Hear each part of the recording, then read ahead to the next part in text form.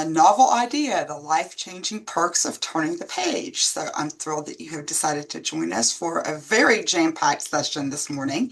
And there we go. To introduce us to this topic, we are going to take a little trip down memory lane. You might need to adjust your volume because we're about to play a video. So if you need to adjust your volume, then go right ahead. So again, who better to introduce us to this topic than the beloved Miss Betty White? Uh, Before I was old enough to date, I'd already experienced a dozen glorious romances. I also had known the terror of going down with the Titanic, the triumph of the little engine that could, and the thrill of solving a case with Sherlock Holmes. Reading was my passion. Still is. You see, the more you read, the more you know. The better you do in school, the better you do in life. That's a promise. You guys remember those? Good morning. So most of you, on the line may remember these PSAs. They ran during the late 80s into the 90s. They were produced by NBC. And always featured like the latest celebrity to talk about social issues, health, civic engagement, some kind of educational message, many topics. So this particular clip was one that was also in line with a report that was published by the U.S. National Commission on Excellence in 1983, and it was titled A Nation at Risk.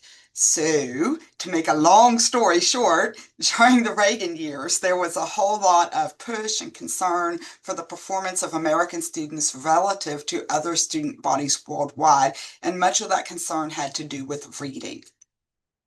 So, a somewhat simple definition from the University of California, Santa Barbara defines reading as an activity that stimulates mental processes, can help preserve memory skills as we grow older.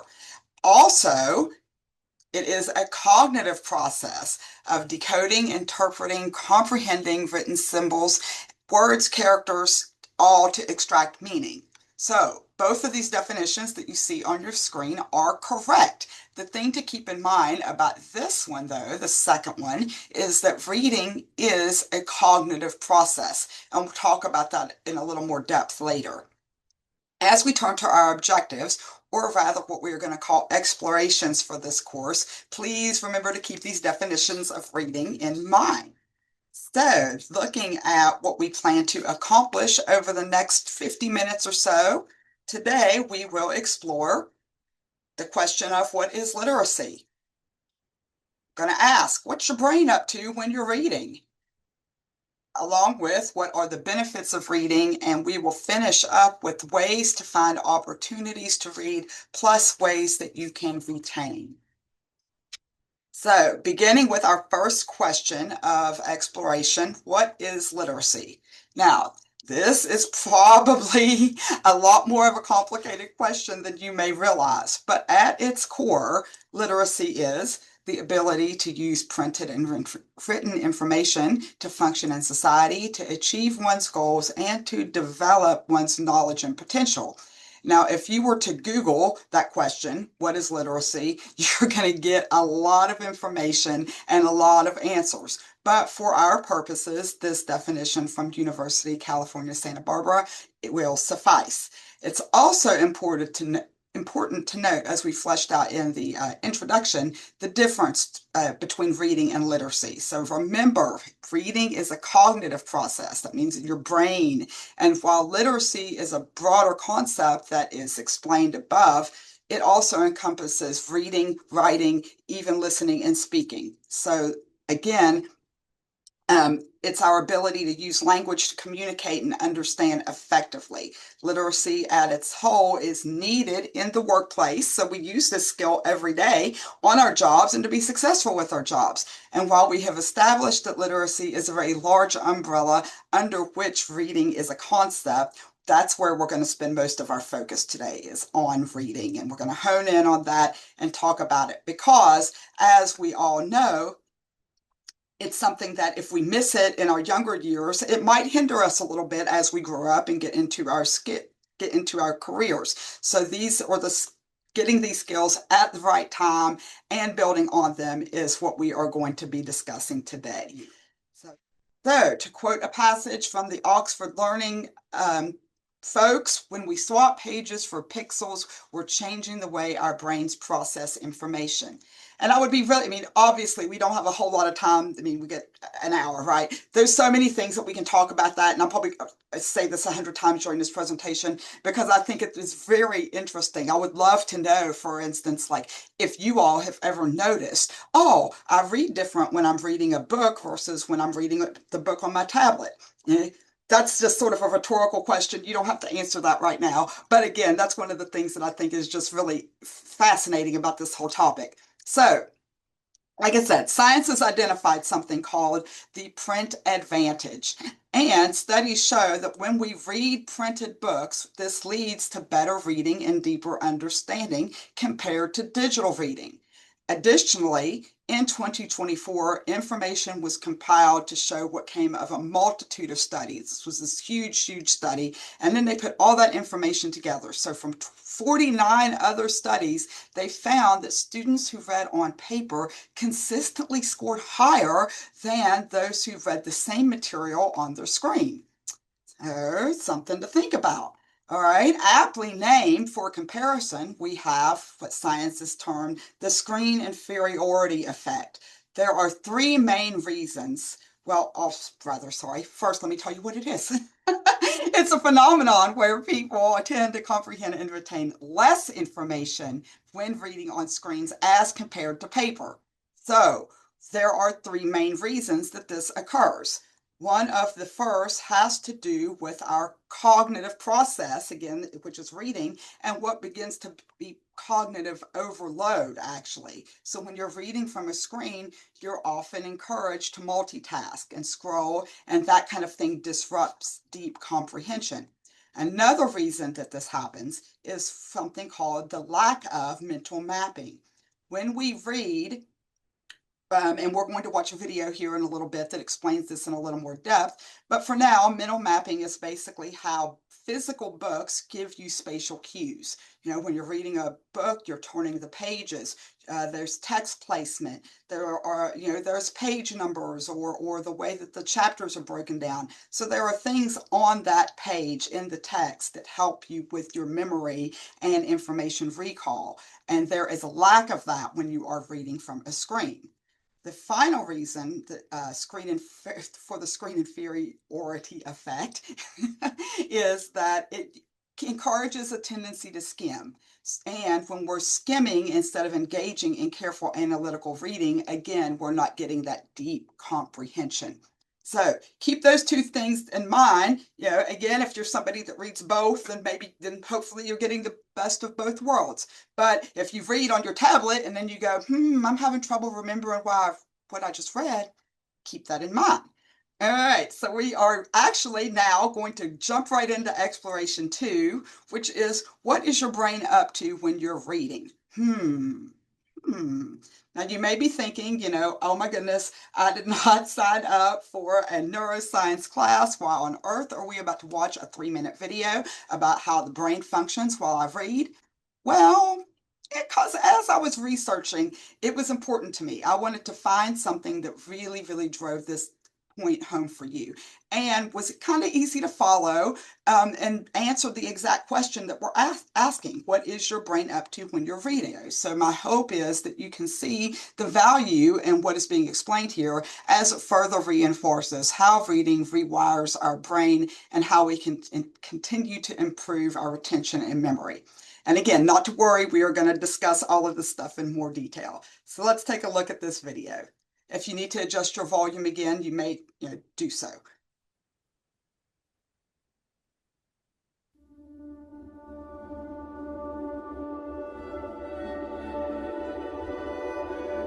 Is it going? Okay. What if you couldn't read? How would you perceive words if reading wasn't possible? For anything you encountered with words, you would just see a series of symbols with no meaning or purpose. In fact, humans are not meant to read. Our brains did not evolve for reading. Our brains are extraordinarily organized from the time we are very young for speech processing. The same is true for our vision. Reading, on the other hand, is not innate and requires the collective activity of many areas of our brain. Babies already have a sophisticated spoken language and visual system, but to learn to read, our brains must be trained to connect our visual system with our spoken language system, actually changing the way our brain codes phonemes and connects those sounds to meaning. We know this because researchers have used imaging techniques to show what actually happens inside the different parts of the brain when a person reads. When we read the word ingredients, for example, it activates the occipital lobe in the back of our brain in the same way any other visual stimuli would. This visual area in the brain instantly analyzes the visual features of the word. From here, it quickly moves into an area that cognitive neuroscientist Dr. Stanislaus Dehaene calls the brain's letterbox, or visual word form area. This is where we store our knowledge of letters, recognize single letters, letter combinations, whole words, and acquire the knowledge of patterns of the written system of a language. Scientists have measured the activity in brains of literate and illiterate subjects and detected brain activity in various parts of the brain that are changed by learning to read.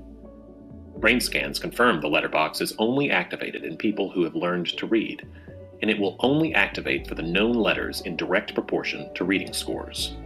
When we learn an alphabetic language, we change the way our brain codes the sounds of speech, attributing these phonemes to different letters. This process literally changes the neurological processing that happens in the visual cortex in our brain. But it doesn't stop there. Learning to read requires first recognizing the letters and how they combine into written words in the letterbox area, and then connecting them to the coding for speech sounds. Reading and comprehension is achieved most efficiently by first teaching letter-sound correspondences. Consider the word ingredients from our recipe. The word is associated with its meaning in the temporal lobe. At the same time, the brain detects the sounds needed to say the word. Once a child can recognize letter-sound correspondences, the anatomy of the brain changes and creates a whole new modality for language input. The child can identify words and recognize them auditorily to then access their meaning. This process develops yet a second route to support reading, going from vision to meaning. Hence, the idea that there are two routes of reading is a critical piece of all models of the process of reading. Alrighty, so that was a lot, and I hope some of you found that to be interesting. We have the amazing folks at Hill Learning Center out of Durham, North Carolina, to thank for that video that kind of lays out some very complex ideas for us lay people, and giving us a better understanding what is happening inside your brain when you read. So, considering adventure or thriller, I'm going to give you a little scenario, and I want you to think about this, okay? Think about it. You're reading that hot new adventure novel that you have been dying to get your hands on, and whoa, you cannot put it down because the antagonist is chasing the main hero through the jungle, and holy moly, he's throwing knives, and the hero is ducking for cover, and the bullets are whizzing by as the enemies close in. So guess what happens in your brain when you read something like that? This really neat thing called enhanced mirroring. So not only are you entertained and enjoying the scene, but your brain does something called enhanced mirroring. You actually, when you read, just like a scenario like the one I just described, your brain activates the same motor and somatosensory cortex regions as if you were physically doing that action yourself. So, is anybody tired after that? Need a drink of water after running through the jungle? All right, we are going to discuss a few more benefits of reading when we get to exploration 3. But this next fact is not just a brain thing, it's just kind of an overall benefit. And that is that the more you read, fiction in particular, the more that you enhance your social intelligence. So, what does that mean? Well, it means that reading fiction exercises your default mode network. And if you've taken our Give Me a Brain Break course, and Miss Debbie touched on this just a little bit last week if you joined us for the restorative retreat. The default mode network activates during wakeful rest. So this is the part of your brain that allows you to daydream. It's the part that when you just come up with that really amazing idea when you were in the shower, that happens because your brain was just kind of wandering around. right? So when this part of your brain is active, it improves what is called theory of mind, and that is your ability to understand perspectives and emotions of others, hence improving your social intelligence. All right, and again, while you are mirroring and gaining perspectives, you're also rewiring. When you read, you are strengthening your brain's white matter, and those are the brain's communication highways that the video talked about a little bit. Again, for those of you who like the technical terms, this is located in the corpus callosum, which links the left and the right hemispheres together. All right, so every time that you read, you are rewiring those communication highways and actually making them stronger. Wonderful. Well, then, if you love mysteries, then you are probably familiar with the stories of Agatha Christie. All right, and you guys have heard of Agatha Christie? So, if you are familiar, this is her fictional detective. Yeah. Yes, ma'am. Hercules Poirot is her very famous fictional detective. And for those of you not familiar, this is going somewhere. I just have to build the intrigue like any good mystery, right? Mm-hmm. So, as the image and the quote on the screen indicate, Mr. Hercules Poirot is very famous for encouraging his fellow investigators and police people to use their little gray cells whenever they are faced with solving a crime. And this notion ties right into our last nugget of information about your very active reading brain. You increase gray matter. So readers who frequently read often have an increased volume in the temporal lobe, which is involved in language comprehension and meaning. And if you refer back to your handout, this is highlighted on page 2 and was also discussed in the video. So Perot relies on this part of his brain, not just for comprehension, but also so that he when he's analyzing the scene and making those logical leaps of who did it, how did the thief get away, or how did the murderer, when he gives you that conclusion at the end. So all of that is him using his analytical thinking brain, and to him, this is the best way to solve a crime. We remember this stylish trend, right, everybody? So stylish, you know? And while it was inconvenient and scary and like a whole lot of things, right, there were 3 years of students in school who lost a lot of reading. And you may be wondering, well, what does that have to do with our exploration of the brain and the perks of reading? Well, it's worth mentioning for a few reasons. Though the kindergartners of 2020, they're 10 and 11 years old right now. And those of 2023, they're only about 7. So we're not really interested in onboarding those folks just yet. But studies show that these young ones may have suffered some challenges or are currently suffering challenges because they missed out on important reading fundamentals. Also, if you remember back in Exploration 1, we mentioned how developing reading skills at an early age helps the brain to start building all of those complex processes. So if you miss it, and again, we know that many adults do learn to read later in life, but science notes that the sooner the better, because the sooner you do this, the sooner that you're developing those communication highways and then some even. Additionally, during the pandemic, NCES, that is the National Center for Educational Statistics, they reported that high school graduations actually stayed high. But what was kind of odd was that the transition between 2-year colleges and 4-year colleges dropped by 6% for both. So these folks are our incoming workforce. And keeping this in mind, these students may not be as prepared for the work world as previous generations. They also missed out on some very fundamental final years of school and may have been, quote, pushed through to keep those graduation rates up, which may reflect in the knowledge that they bring to the workforce. So, conclusion. While all of this is true, right, and we have statistics and scientists who study these important events, we also have great moms and dads and aunts and uncles and tutors and grandparents, and I can't even name the village that it takes to raise a child, but all you folks who fill in and you do the extra work, because for the kids, they're resilient and they matter. So, to quote the band The Who, and some of you guys are familiar with them, the kids are all right. When asked what this meant, what their song meant, The Who had this to say: that children in a specific situation are doing well, coping with challenges, and will be fine despite external worries or rebellious behavior. It signifies the song, it signifies resilience, normalcy, and a go with the flow attitude, often reassuring adults, us, that are concerned about them. So be patient with the youngins, COVID or not, we were all where they were at some point in time. Moving right along here, you guys have definitely used a lot of brain power so far. You're doing great. We have explored what literacy is. We've almost become neuroscientists. And so now we are going to look at what your brain is up to when you read and explore those perks and benefits. So look at that happy brain. One of the first benefits you'll find from reading is that it helps you stay mentally stimulated. All right, this is great news as we age, because studies do show that staying mentally stimulated can help slow and even possibly prevent diseases like Alzheimer's and dementia.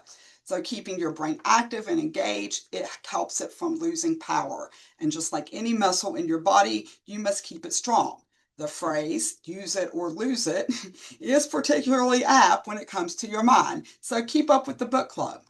All right, a second benefit of reading is that it is especially applicable to, well, that's especially applicable to your mind, is that it improves your memory. Now, we all know some books are just easygoing reads and are not too difficult to remember the plot or what's happening, but others have layered plot lines, many characters to keep up with, backstories, various nuances. You know, for those of you who said you like biographies and historical fiction, I mean, that's kind of a lot to process. So when you're reading something like that, again, it can be a lot to keep track of, but as University of Santa Barbara, California reminds us, our brains are pretty magnificent and they have the ability to remember this stuff actually easier than you might think.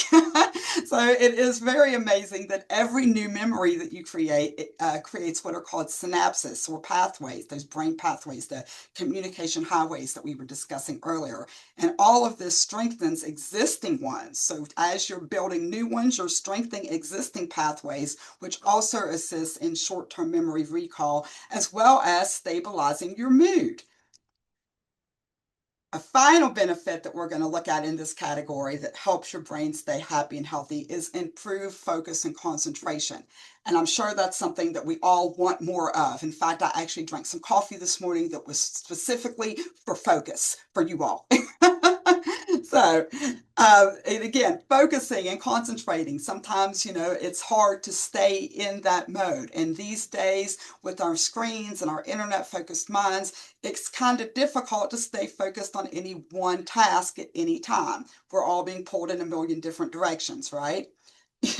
So, here's a statistic for you. The average human in a 5-minute span will divide their attention between working on a task, checking email, chatting with people, keeping an eye on social media, and interacting with coworkers. That's a lot, right? So with this type of ADD-like behavior, we cause our stress levels to rise and our productivity to lower. When you read, though, all of your attention is focused on one thing, and you can immerse yourself in every fine detail that you were absorbing. It's actually suggested to try to read about 15 to 20 minutes before you get to work. So if you're a commuter and you're sitting on a bus or you ride share with someone, you know, just start setting aside a little bit of time. And then even when you get to work in the morning, come in a little bit early and take a few minutes to read something. Maybe it's uplifting, maybe it is the news, but whatever you're reading, it's going to help you get focused, and you'll maybe start to notice how you are more focused once you settle into the office and begin your workday. So first up, reading aids in stress reduction. Yes, it does. And we can all agree, I think, that we live in very hectic times. Yes, whether it be from work, personal relationships, or countless other issues in daily life, we're all a little bit stressed sometimes and have a lot to deal with. But here is a secret. Books can help you manage your stress. And it really isn't books, it's really just anything that you read. Anything you read. A well written novel, while engaging thought provoking articles, will distract you. Again, a novel will take you to another world. You can kind of forget about what you're doing for the time being.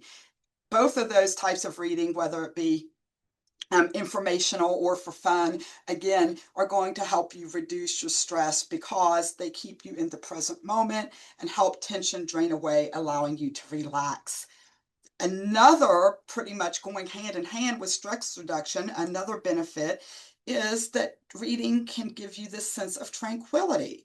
So it is possible that the subject matter that you were reading about can bring immense inner peace and calm. And I did see someone earlier said something about reading the Bible or Bible passages, something like that. So yes, one example of this is reading spiritual texts. It has been shown and noted that these types of texts help lower blood pressure and they actually bring about a sense of peace and comfort.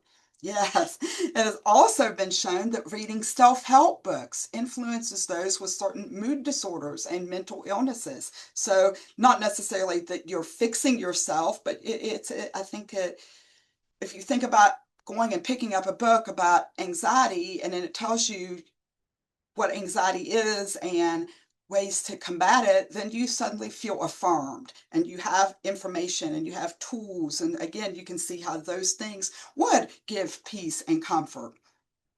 Also, in this section of benefits, and this one's kind of a given, it's free entertainment. Free. Now, while I happen to be one of those people who likes to buy a book and scribble in it and write in it and take notes, and again, that means purchasing, don't forget that libraries are a beautiful thing. They are a palace full of countless information, free information, and entertainment right at your fingertips. They're often fairly conveniently located in most neighborhoods, and you can check out a book on basically any subject imaginable. They also constantly rotate their stock and get in new material, so you never really run out of new things to pique your interest.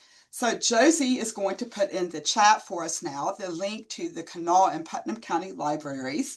But of course, if you are in another county or somewhere else, you can always do a quick Google search to find your closest library. For instance, like the South Charleston Library isn't part of the Charleston library systems, so it wouldn't come up, I don't think, on that page. They're their own thing. So some libraries are like that, others aren't. But again, if you aren't sure where your library is, go find one. So we are going to look at one more set of benefits as we wrap up this section of exploration. And as an avid reader myself, I can definitely say that this first benefit has, I have been, what's the word I'm saying? Advantage. I've benefited from it. There it is. That's the word. I've benefited from it. So you gain general knowledge. All right. And again, it's definitely true if you're interested and committed to what you are reading. Lana Warren Herbert notes in her article that everything that you read fills your brain with information, and you never know when it's going to come in handy. The more knowledge you have, the more equipped you are to handle situations and challenges that you might face in your job, at home, basically anywhere in life. And Winter Herbert also notes in her article that, we might lose our house, we might lose our job, we might not have enough food, we might find ourselves in dire circumstances, and we're not suggesting that we want that to happen to anyone, but it is food to thought to think about the fact that once you gain knowledge, it's yours. You can never, ever lose that. Obviously, unless we were in some sort of traumatic brain thing, but that's another webinar. You're not going to forget what you learn. All right. The other thing that we can do by reading is enhance our vocabulary. So here's a question. How many of you, give me some thumbs up on this one, how many of you can say that you definitely remember learning a word or words from reading? Excellent. So reading, again, it helps us enhance our vocabulary, and the more you read, the more words you gain exposure to. And these will eventually work their way into your everyday vocabulary. Being articulate and well spoken can be a really great help in any profession, and it is also a really big boost to your self esteem.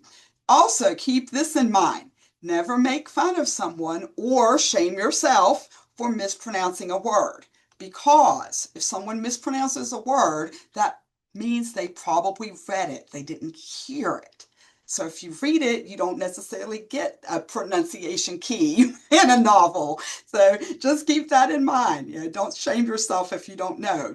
Practice those words and give yourself grace, and they will eventually work their way into your mainstream vocabulary. So going right along with vocabulary expansion is the benefit of better writing skills. All right, so that makes sense, right? As you expose yourself to various writing styles, other authors will inevitably influence your own style. You might start to notice paragraph construction, words they use, sentence structure, tone, cadence, and then you will begin to shape those things into your own prose by reading the works of others. The final benefit that we're going to look at here is strong analytical skills. So reading helps you develop these. And we kind of talked about this previously already.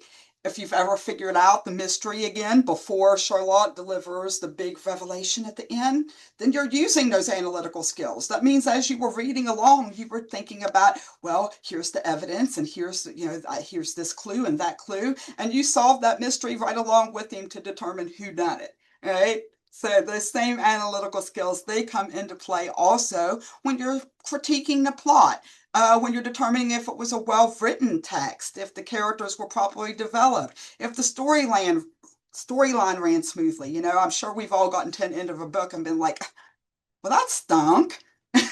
You are using your analytical skills if you can say that, all right? Because then you have a reason, all right? Also, if you ever get to the end, enter into a conversation with people on said book, you will be able to state your opinions clearly and intelligently. And just like all of these benefits, the more you read, the better these analytical skills will become. So, before we close exploration 3, whose main title was What Are the Benefits of Reading? I want to look at how this statement can be applicable in the real world. How does it benefit? So, if you grew up in the 80s or were perhaps raising a child in the 80s, these book covers here might be familiar to you. And I had a colleague who even showed me, because they are making a comeback. Choose Your Own Adventure was first published in 1976. It ran through 1998. And again, making a comeback, a colleague, can y'all see that? Yeah, shared this one with me. So like the Goosebumps franchise has started their own little, choose your own adventure. So that's pretty cool. I'm glad to know that these are still a thing, because why am I even mentioning this? For several reasons. Let me give you some background. So, The Cave of Time, you open that book and you're reading along and you get to page 9, and then suddenly you, the reader, have to make a choice. Are you going to go down the unlit passage to your left and follow the safe, well-lit path to the right?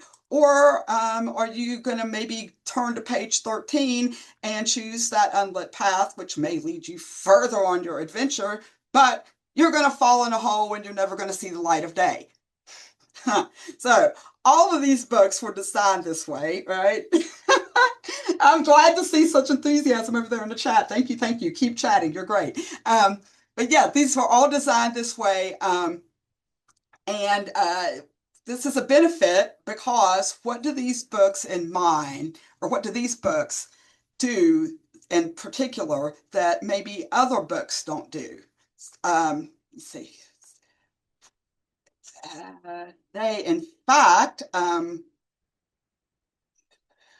so beyond, there it is, beyond the sciencey stuff, Those of us who read these, maybe, as kids, we might have developed some decision-making skills and understanding of consequences a little quicker than those who did not.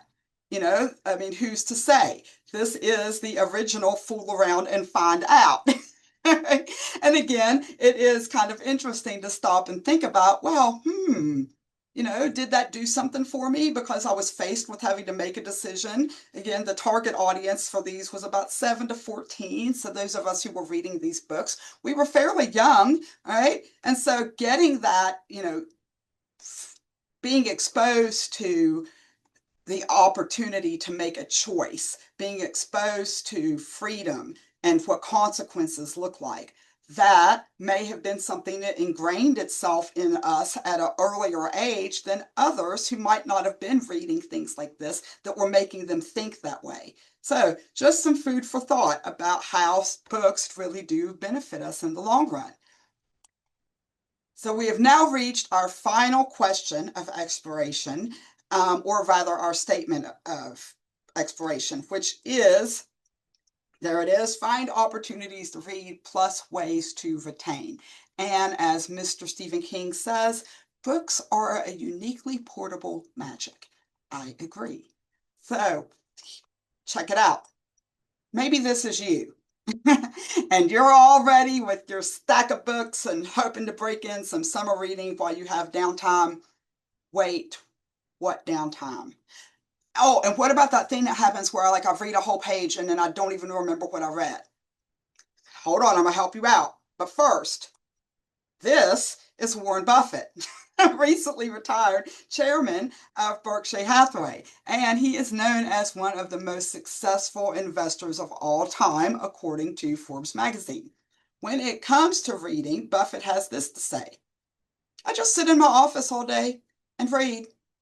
Well, I think when you're like a billionaire, you can probably do that. But he does also advise that sitting and reading and doing this every day has been what he says is an investment in himself. And he advises everyone to read more. Again, speaking of investments, he has this to say: the best investment you can make is an investment in yourself. The more you learn, the more you earn. So, piggybacking off of that idea right there, knowing this, knowing that, know this. Again, reading is an investment in yourself. And I really do wish that I could tell you that there was some way you could put a book under your pillow and just absorb it through some awesome brain trick. But really, it comes down to commitment and choice. It's about you deciding to make the time and invest in yourself again. So when you're looking for that time, make deliberate, mindful choices about how you spend it. Additionally, in order to get in that reading times, think about cutting out other activities like watching TV, playing mindless games, scrolling on your phone, right? And then maybe keep a book with you when you do have downtime, like you're sitting at the doctor's office. That's when you pull out a book, all right? You're waiting at the DMV, whatever it might be. We've all been in those situations. So that's a good time to just pull out a book and read a few pages to pass the time. And then also consider actually setting aside a reading time, like before dinner or after or before bed. So when you make reading a habit and you work it into your routine as something you regularly do, this can help you become more accustomed to it, just like any new hobby. If you want it to last, you'll stay with it and be committed to it and practice. And as you set small goals, like, oh, I'm going to read 3 pages today, or maybe you set a goal like by the weekend, I'm going to read this chapter. Setting those types of goals is, again, going to encourage you to read more. Congratulate yourself when you reach those milestones, and just keep doing those things, because those sorts of mind tricks actually do help you stay committed and on to the next book. So we've addressed the finding time issue, but what about remembering? And tying a red ribbon around your finger might remind you to read, but it's not going to make you remember it all. And for all of that, there are a couple of tips and tricks. And while we would all love to be the amazing Dr. Spencer Reid with an eidetic memory, that is a photographic memory, and the ability to read like 20,000 words, yeah, this is not the norm, is it, Holly? Not the norm. All right, so again, though, there is something to be said for the speed at which you read. Although I'm not sure that's what they meant when they said, I feel the need for speed, but you get me, right? So check this out. All right, there's some statistics there for you about words per minute. WPM is words per minute. So if you were so inclined to find out how many words a minute you consume, there's something that you can benchmark. High level exec, average college student, you know what your education level is, so you can kind of benchmark yourself against those others. Okay, and again, there are many more besides that. There are, you can just type in reading speed test and find some that are more advanced or simpler. That was just one that I thought looked like it would suffice. So give it a shout, give it a try if that's something that you're interested in, because the first obvious shortcut to reading more is actually reading faster. Additionally, in addition to proving how fast you read, is something called impression, association, and repetition. So they go together. And after I thought about this, I was like, oh, I could have made an acronym. It's AIR. I didn't think to spell that out on the slide there, but AIR is the acronym. We're going to go out of order though and start with impression. So as we learned earlier, you can teach your brains new information and build new neural pathways. In order to retain, try these 3 steps. So first, be impressed with the text. Pause and picture yourself in a scene in your mind. Even add in elements like shock, intrigue, horror. Picture yourself in the scene to make the impression stronger. Oops, didn't want to do that one just yet. Another trick with impression, and I do this one a lot, is reading out loud. When you get to a passage that's like important, some of us actually are more sensitive to information, and we gather that information better when we hear it as opposed to just seeing it. So if you know it's a part that you really need to have down and nail it, read out loud so you can hear yourself. Next tip here is association. So make sure that you are linking the text to something you already know. And I'm sure most of you do this with a lot of things you do every day. This is a great technique for memorization. And if there's a particular point that you wish to retain, think back to a time where you may have learned this before, where you have prior knowledge, and then rely on that prior knowledge to help build associations. Lastly is repetition. The more you repeat, the more you remember. So this can occur by literally rereading a certain passage, highlighting it, or writing it down and returning to it later. Again, as you practice these 3 elements, the better you will get and the more you will remember. All right, just a few more things here, and we are almost wrapping up with this webinar today. So piggybacking off of that last tip on repetition, which mentioned highlighting, is the idea of note-taking. Now, if you're reading a romance or just something lighthearted, you're probably not going to be really too interested in taking notes. But if you're trying to read something that's a little bit heavier, you want to tackle that biography on Salvador Dali, or you're reading up on the history of the Vikings, then underlining, writing in the margins, and just keeping some kind of like little journal about what you read are excellent ways to help keep that information in your mind and help you keep track of it. All right, so it's called the REAP method. And again, if you download it, you'll see you can read through, but it just tells you how to take notes in a pretty easygoing manner. And again, this is something you could print out and have it printed, up on your desk. And remember that when it's time to take notes, use the REAP method. Josie. One final tip comes from the text How to Read a Book by Mortimer Adler.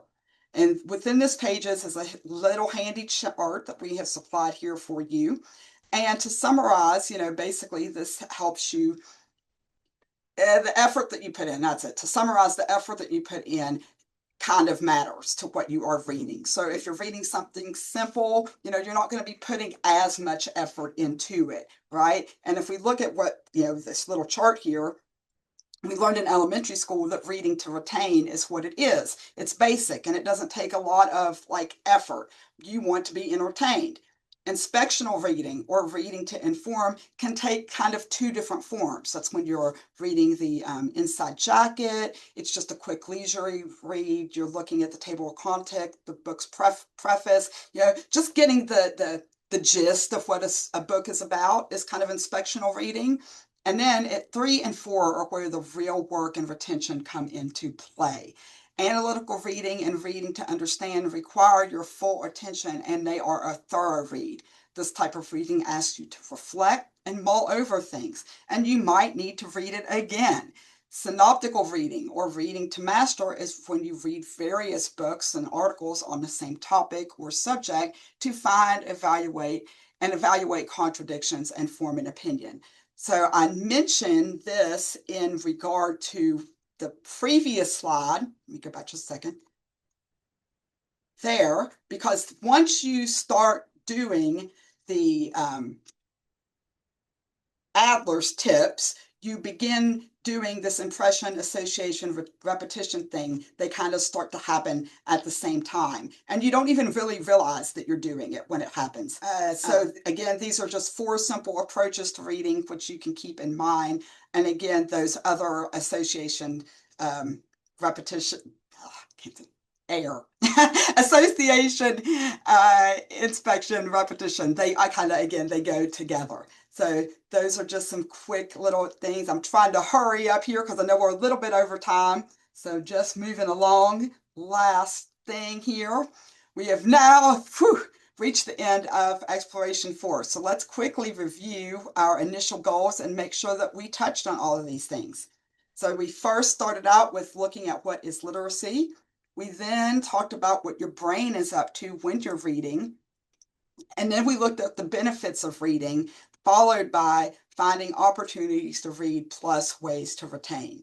So I know this was a whole lot of information, and there is so much more that goes with it. If you're interested, check out that book, Mortimer Adler's book about note taking and whatnot, the speed test. It's a neat little rabbit hole to go down if some of these topics interested you again. So I thank you. Here is our website and our email if you are so inclined to email us or see what else we have going on here at Employee Development.